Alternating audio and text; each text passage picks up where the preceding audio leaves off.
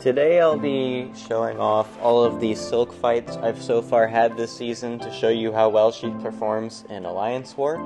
And we're going to be going in order of the node numbers. So this is a Section 1 Path 1 fight, so it's going to be one of the first ones in the video. I honestly couldn't even tell you what number it is. I'm going to have to look at that for the time codes before I public this video, so that once I put the time codes in, you can actually see what node this is. But for this first one, we have this Rintrah on Masochism. Masochism always makes this a slower fight, but the reason Silk is assigned here is because she counters Rintrah very well. The way this works is that we have a slow when he's in the corner, and when we throw a heavy attack, that will prevent him from going unstoppable in the corner. We also have a Sunder to remove his crit resistance, and while he's in the corner, we also have some extra heal reduction to help prevent Masochism here, and just the amount of willpower that this cow has because of obviously the willpower mastery. So we can't reverse it because of the node, and also my Silk I think was a lower sig in this fight than she is now, but so you can get this heal block basically on a lot more if you can sig her up a bit more than I had her. And so this is always going to be a slow fight just because of Masochism, because we can't keep him in the corner all the time, of course, and this isn't necessarily the best Rintrah fight you're going to see out there, but when it comes to placing a cow on Masochism, she is definitely one of the better options you can possibly assign, just because of the way she's going to counter it. You could maybe do a Scorpion, but Scorpion gets annoyed by Masochism, and the same thing can be said with a lot of the science champs that you'd immediately use for Rintrah. But she's doing a very good job. Another thing right there, you saw the Rupture fall off extremely quickly. Well, that is because Silk has a reduction of 90% duration on Ruptures applied to her. I'm playing a lot more risky than I should be. Like, I'm dashing in after my heavy attacks. I'm trying to wall intercept. I learned later in later wars to stop doing that, just because playing it slow and less risky is usually just going to be better for war. Still, like, trying to adjust to high tier war, because it's like my second season only doing high tier war. But yeah, that Rintrah went down, and I have a lot more cleaner fights coming later in the video, just after learning the best way to start playing Silk for this stuff.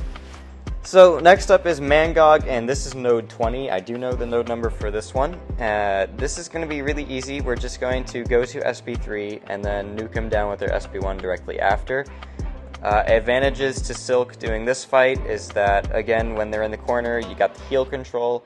They've got a lot of regen from the node on this one, and let's see, what else? She has the slow in case he actually triggers his rage. She also can evade if Mangog goes to SP2, and to top it all off, we do not gain a dex buff to trigger Mystic Dispersion. That placebo from the node will trigger Mystic Dispersion, but we will not gain a dex buff to do so. I don't think this person was running Mystic Dispersion, but that's kind of rare, so if they were, which is a lot more likely, then we would be countering it. And there's the beautiful evade to completely ignore Mangog's special 2 right there. Absolutely love that. And we're just going to throw the SP3 with 11 physical vulnerabilities and a Fury. We canceled that into our heavy attack so that we gain the Fury, obviously. And once we throw the SP3, he's going to get absolutely nuked. He's not going to have a chance to do anything after this. We're going to go 3-hit combo, 2-hit combo, and then light attack into finish a 5-hit combo into the SP1, and this is plenty of damage to finish him off. The heal reversal helped a lot there, but if he didn't die there, you could just finish him off with the second SP1 directly after. So yeah, that was a very, very solid Mangog fight, if I do say so myself. Next up is node 23, Ebony Maw, and this is one of those fights where I say I find every possible way to try a die in it, because I play pretty badly, but the utility in Silk still shows in this fight, and I'm going to explain how it works here. So, the advantages for Silk versus Ebony Maw is 1, the easy access to the heavy attack to remove his chance to make you miss. Like, I can just charge my heavy attack mid-combo there, and now his focus is gone. Now, another thing that's really good is that, well, obviously the evade that I just completely wasted from misspacing my heavy attack. But if we push him to SP2, and we don't have our evade on cooldown like we're going to, and I still think that's one of the stupidest moves I've ever seen from an AI, and it's just, like, why did that happen, man? If we didn't lose our evade, we would have completely evaded that SP2. I just messed up and lost the evade. Should never have happened. We are going to get the degen on us because of the nullify from him placing a fury buff, but that's not going to happen from the dex buff, so it's going to happen a lot less than it would with some other champs. And we're going to throw my SP1 here just to get out of the root. And the slow is not very important here, the sunder's not very important here, but again, we can get our easy access to the heavy attack to make him not be able to make us miss and stuff like that. So, a very sloppy fight from my part, but that's like an easy 90% health finish if you just don't mess up like I did. I mean, easier said than done, but you know what I mean. So next up we have Spot. This is section 2, path 1. So this fight has Buffet. Silk will never trigger Buffet because, again, she's not going to trigger a dex buff, which we absolutely love that, so that's pretty cool. A cool thing about Silk versus Spot is that when you counter Spot's special attacks with a double medium, it removes 2 spots instead of 1, which I don't exactly know why it does that, but it does, so that's a really cool ability she has, and just any double medium champ in general has. Like you're going to see once I get this counter here, 2 spots gone. I don't know why it works like that, I don't know if it's intended to work like that, but it's very cool that it does. And after this SP1, he's going to go all the way down to 0 spots just because of that, so she's actually a pretty good counter for Spot. There is one Spot fight that I took in war that I'm not going to include in this video. It was on that Masochism node that the Rintrah earlier was on, and it was really just a disaster. I got really bad AI, and the Masochism just made the fight feel like it lasts forever.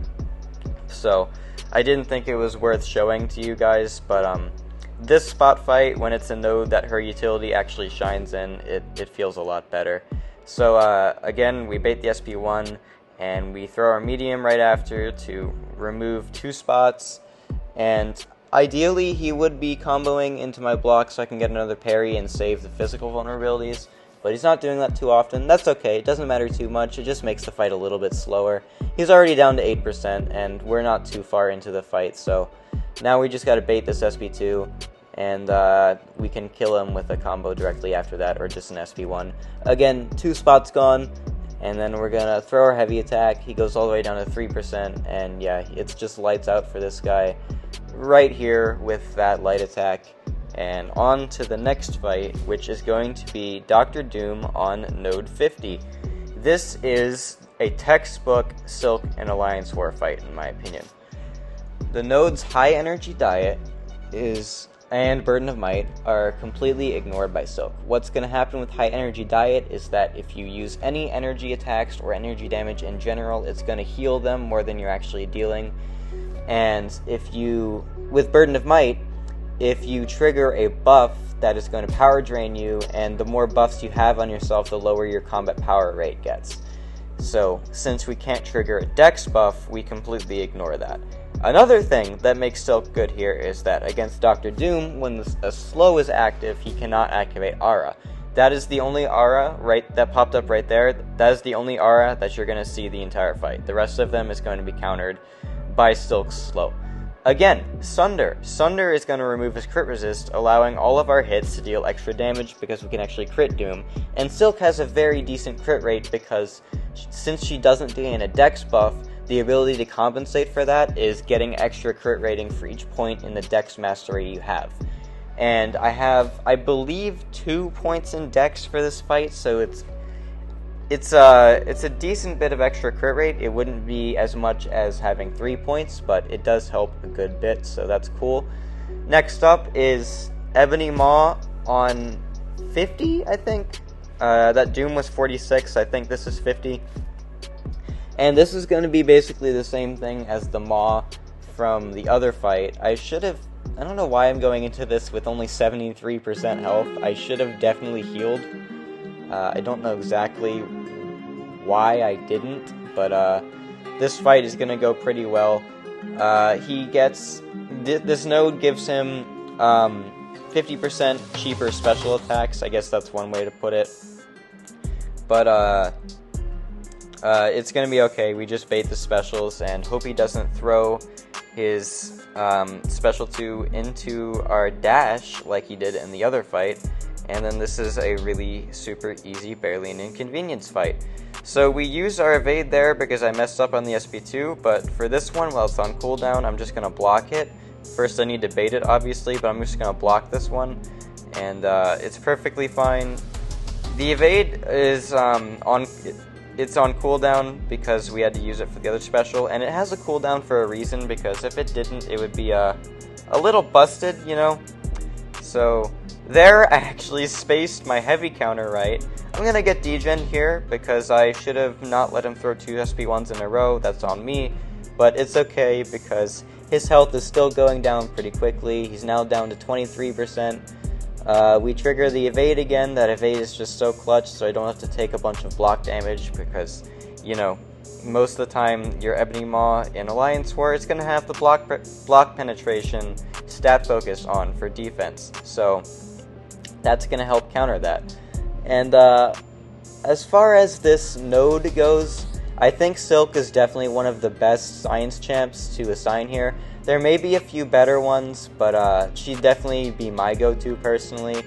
And I definitely think my officer made the right choice giving this fight to my Silk, because she takes this fight very well.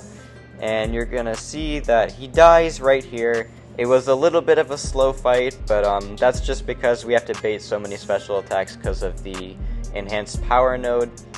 And yeah, so the last fight is, I think this is 54, this node number. Again, I'm going to have to double check this before I make time codes, but I believe this is node 54. And it's Rintrah here. This is a great placement by our opponents, is what I'm trying to say, because with Aspect of Evolution, Rintrah is going to get extra ability accuracy, and he's going to eventually be gaining mystical charges every time you touch him. And Rintrah's mystical charges are just never a fun time. They're bad enough when they only have like a 50% chance to trigger on hit, but once that Aspect of Evolution starts pumping them up, getting them on every hit just really sucks. So again, we're just going to use Silk's utility, being the slow when he's in the corner, being the Sunder to make our damage go up, and just stuff like that to make this fight go down pretty quickly. As far as Rintrahs go, especially on this node, I think a Scorpion would be better for this node, but I think Silk takes this just as well almost, maybe a little bit worse.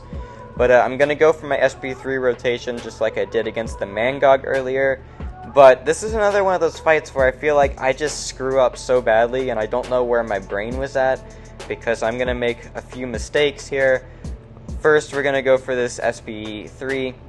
After we bait this SP1, I want him at low power so that I can combo into him as many times as I want. After the SP3, we knock him down just before we throw it, because then that removes extra mystical charges.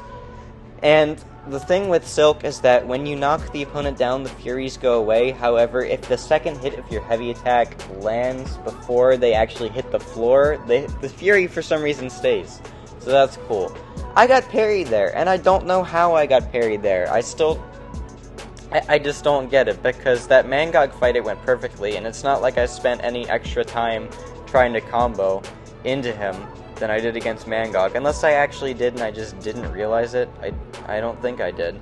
But now I'm just baiting this SP2. My evade is on cooldown, so I have to dex it naturally just because I got struck by a crit. But obviously that evade's going to have some weakness to it, which in Silk's case is getting struck by a critical hit, or otherwise it would be too overpowered. So we're just doing our best to try to kill this guy. It's going a little bit slower than I like just because of whatever happened with that SP3. However, if you just don't play stupid like I did, then you've got a really easy fight on your hands. And then that's another mistake, where I tried to light attack into my heavy attack, but that just wasted, or didn't wasted, but spent too much time trying to counter the last hit to where it eventually whiffed. That's totally on me. You can make that work if you just play better. And then we take a combo there, and it's just like, okay, I'm getting worried because I'm playing like absolute bullcrap right now, so I just need to do the best I can and try to kill him before he kills me. We're going to get him hit in the corner, but because we chained it into a heavy attack, we have the slow, so it doesn't really matter. We do a very large chunk of damage with that SP2. A power back boost would actually be something that I would consider using if I get this fight again, just to cycle SP2s a bit better. Obviously you can't cycle them like back to back or stuff, but it would get you to the next special a lot faster, because that SP2 is going to deal a good bit of damage, so it would be a little bit impactful. But otherwise, that is my Silk and Alliance War video. I think she's a perfect science champ for this game mode. And I'm very happy with the results I've had from her. A lot of the bad fights have just been on me. I just need to play better, and just getting more experience with Silk is going to fix that. So I hope you enjoy playing Silk yourself and would like to rank her up for this specific game mode, or just wherever game mode you want to play in this game. She's great for Battlegrounds and plenty of other places. So anyway, thanks for watching, and I hope you enjoyed.